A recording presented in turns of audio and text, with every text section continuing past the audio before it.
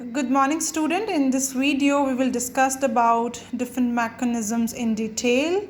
First is conduction. In most heat transfer equipment, heat is exchanged between fluids separated by a solid wall. ठीक है solid wall ਹੁੰਦੀ ਹੈ ਦੋ systems ਦੇ ਵਿੱਚ ਦੋ bodies ਦੇ ਵਿੱਚ ਜਿਨ੍ਹਾਂ ਦੇ ਵਿੱਚ heat transfer ਹੁੰਦਾ ਹੈ ਹਰ ਇੱਕ heat transfer equipments ਦੇ ਵਿੱਚ heat transfer through the wall occurred by conduction. In this section we consider equation describing rate of conduction as a function of operating variables. So here is according to Fourier's law conduction जो है conduction ਦੇ through heat transfer ਹੁੰਦਾ and Fourier's law heat conduction mechanism ਨੂੰ explain करदा with the form of equation that is capital Q bar is equals to minus Ka dt upon dy. Q bar is a rate of heat transfer, किन्ना heat transfer होया from one body to another. K is a thermal conductivity of the wall. A is the surface area perpendicular to the direction of heat flow. T is the temperature. Y is the distance measured normal to A. dt upon dy is the temperature gradient.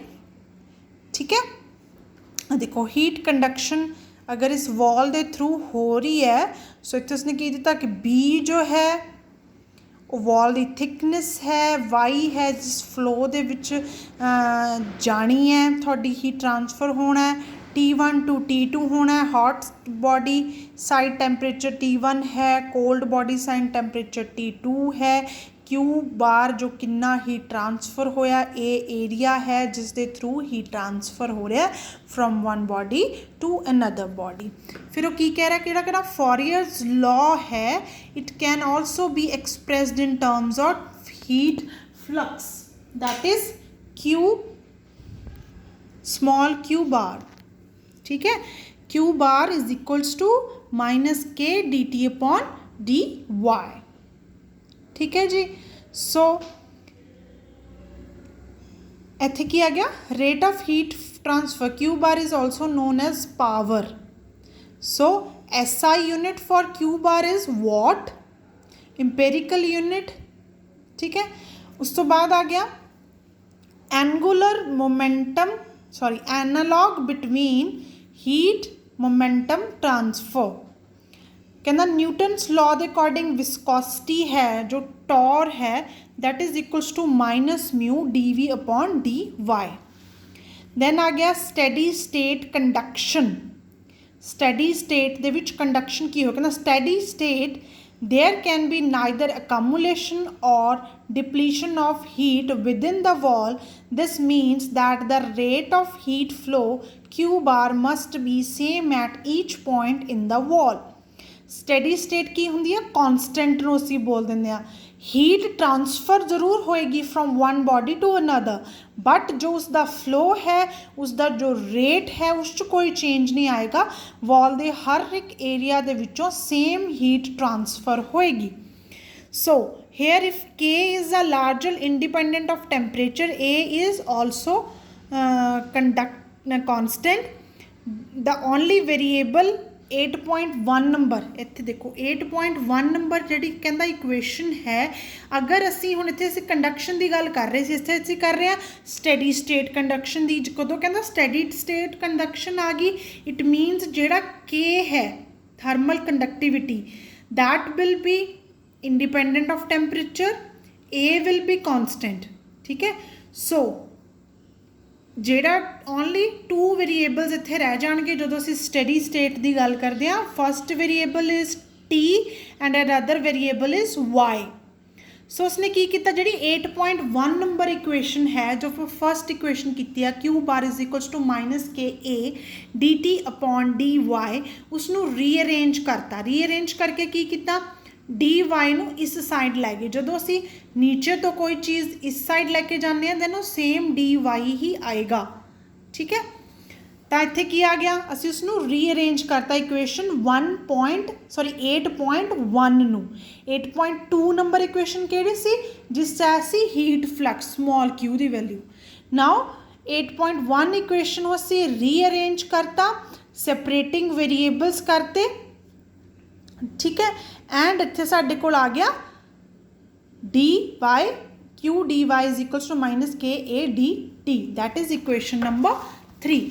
Then वो की कह रहा है, both sides of equation 3 can be integrated after constant Q K A के outside the integral signs D T and जड़ा D Y है, ये दोनों वेरीएबल्स रह गए इस इक्वेशन च, बाकी सब कुछ कांस्टेंट हो गया क्योंकि स्टैडी स्टेट कंडक्शन की गल हो रही सी। सो असी इसकी हुण की करना इंटीग्रेशन। जिन्होंने +2 मैथमैटिक्स किया होया उन्होंने इंटीग्रेशन डिफरेंसीएशन इस टर्म्स की बहुत ज़्यादा डेप्थ नॉलेज होएगी। जिन्होंने मैडिकल किया बेटा डरन की ज़रूरत नहीं, and again special time cut के डिफरेंसीएशन या इंटीग्रेशन बहुत ज़्यादा इन डैप्थ च पढ़न की भी ज़रूरत नहीं हैगी।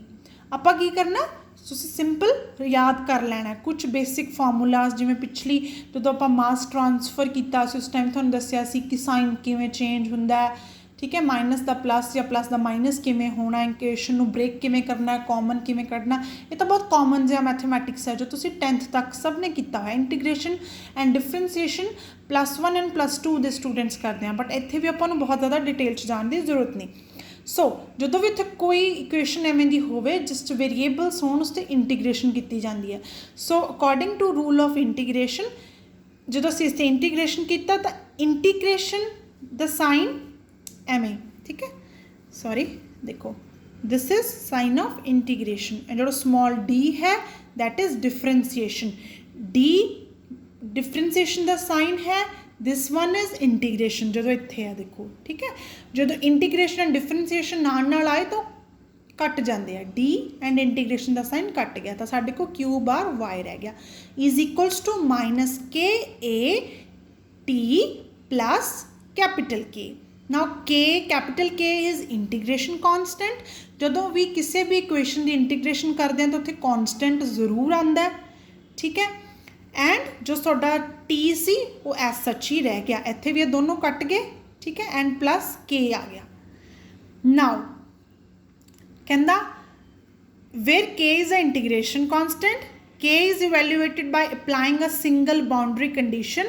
In this case we can use boundary conditions t is equals to t1 and y is equals to 0। अगर अस इक्वेशन इत्थे असी एक कंडीशन अप्लाई करते हैं 8.5 नंबर इक्वेशन ते, जदों असीं उसनूं रीअरेंज करके उत्थे वैल्यूज़ पुट करके उसनूं रीअरेंज करांगे दैन साडे कोल k दी वैल्यू आऊगी। अगर आपां इसनूं सॉल्व करिए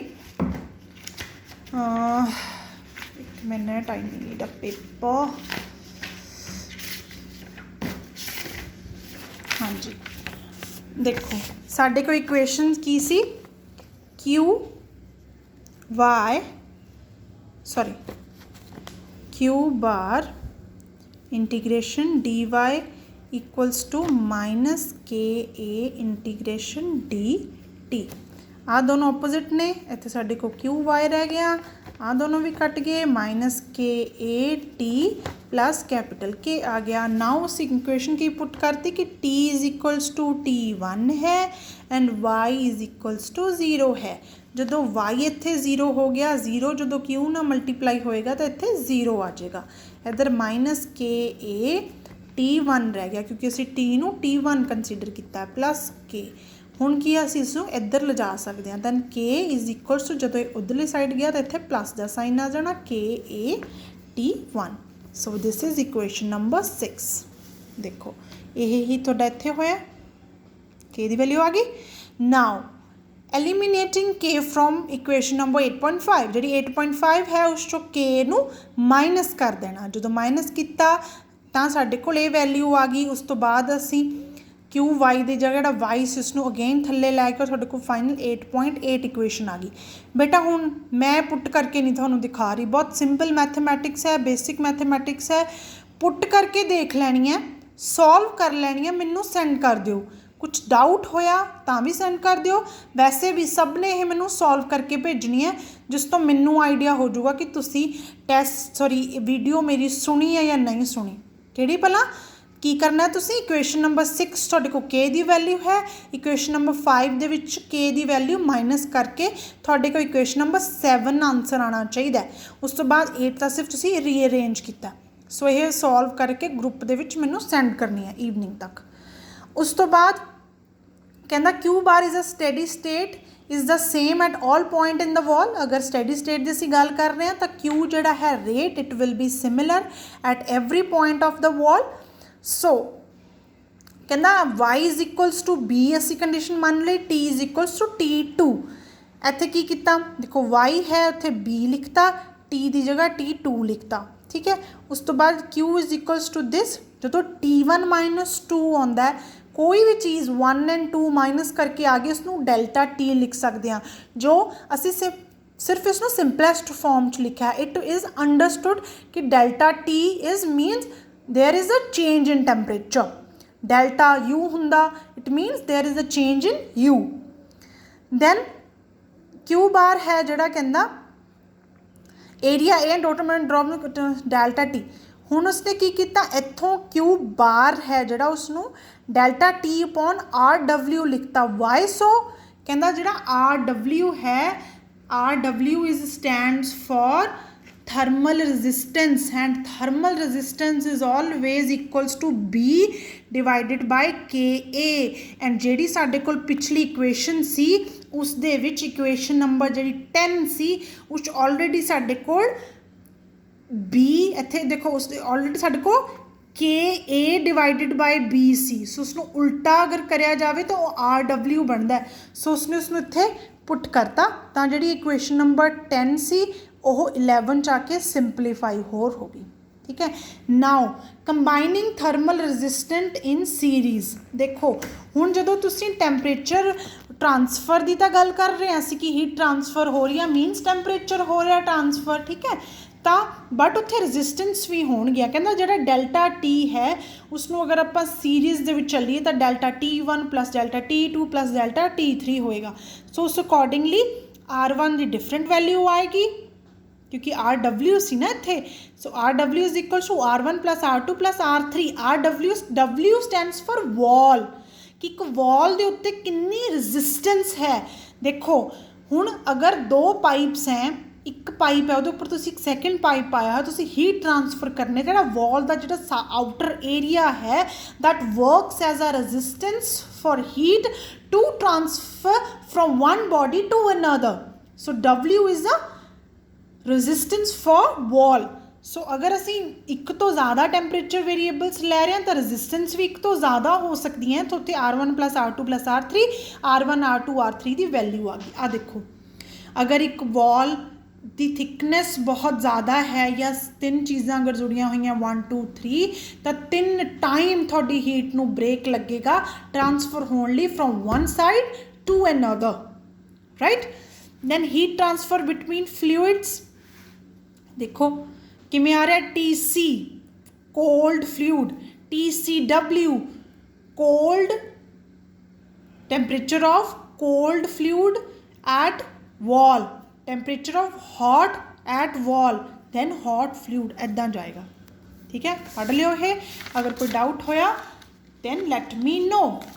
दैन वो की कह रहा है कि इंडिविजुअल हीट ट्रांसफर कोफिशिएंट जो है that will be Q bar is equals to HA delta T। Here H is the individual heat transfer coefficient, A is the area and delta T is the temperature difference between wall and bulk stream or between two bodies. It may be delta T is equals to TH hot body minus THW for hot fluid film, and for cold fluid film is delta T is equals to TCW minus TC, right? So here जो HR for hot body है वो A होएगी resistant, for cold body A होएगा। तो पढ़ोगे थोनों ये भी समझ आ जाएगा। Then overall heat transfer coefficient जो थोनों मेजर ओवरऑल क्वेश्चन आ सकता है अगर तुहानू क्वेश्चन आ रहा है बेटा प्लीज़ इस गल ध्यान च रखियो क्वेश्चन आ रहा है write a note on overall heat transfer coefficient and अगे तुहानू आ रहा है कि in 15 marks it doesn't mean it will start from this and end up at this no it will start from the equation जिथों conduction start हुई सी first mechanism of heat transfer जो फर्स्ट इक्वेशन फॉरियर्ड्स लॉ उत्थों अगर तुसी explain करोगे then तुसी individual heat transfer ते पहुँचोगे दैन तुसी लिख सकते हो overall heat transfer that is Q is equals to UA delta T इत्थे HC H stands for individual U overall ठीक है so delta T is TH minus TC okay and TC is equals to TH plus TW plus TC ठीक है and इत्थों तुसी इनू equations नू होर सिंपलीफाई करके लिख सकते हैं एंड तुहाडे कोल इह इक्वेशन आ जाएगी ओके बेटा आई होप थोनों सारा यह टॉपिक समझ आ गया होगा मे बी इत्थे आके थोनों थोड़ी जी प्रॉब्लम लगे वैसे अगर तुसी पिछों डिटेल च पढ़िया होगा इत्थे प्रॉब्लम नहीं आ सकती ओवरऑल हीट ट्रांसफर तो लैके इत्थे तक जिस तक असी करना है बट मैं इन्हूं जानबूझ के छड्ड रही हाँ ठीक है तो मैं देखती हाँ थोनों समझ आउंदा कि नहीं आउंदा thank you We will see. I'll see you in the next video. Thank you.